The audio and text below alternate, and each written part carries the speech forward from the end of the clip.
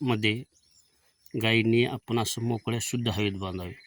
पावसाळ्यामध्ये कोंदट दमट अशा वातावरणामध्ये जिथं हवा येत नाही, भरपूर सूर्यप्रकाश येत नाही, अशा ठिकाणी जर बांधलं तर पावसाळ्यामध्ये गायीचं गोमूत्र, शेण आणि पाऊस इतर काही घाणीमुळं तिथं जीवाणू विषाणू तयार होऊन ते गाभण गाय, दुधाळ गायीवर अटॅक करतात. गोमाशाचं प्रमाण वाढतं. पिसा,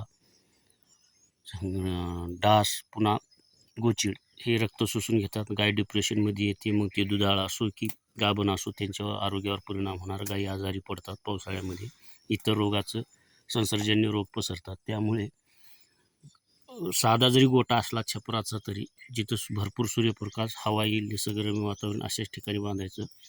चिरट कमी राहतील, मच्छर कमी राहतील, गोमाशा कमी राहतील, घाण कमी होईल. दमट वातावरणामुळे विषाणू जीवाणू कुठला आजार गायींना, दुधाळ्या, गाभण होणार नाही.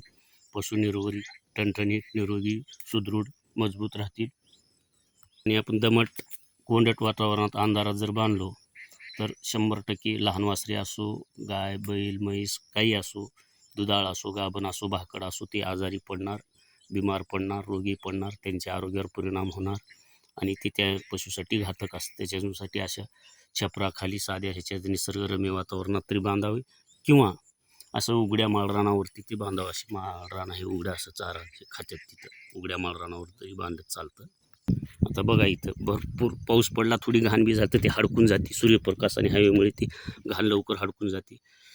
गाई वगैरे भिजल्या, धुवून निघाल्या, उबदार पाण्यानंतर ते धुवून लगे वाळतात. त्यांना हवा शुद्ध येते. ते मजेशीर थंडगार निसर्गात सानिध्यात राहतात. असं झाडं फुडं वेली समृद्ध डिप्रेशनमध्ये येत नाहीत.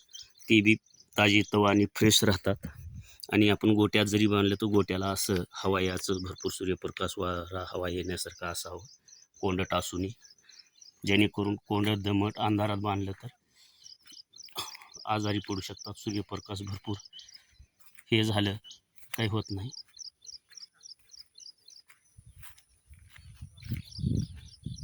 रामेश्वर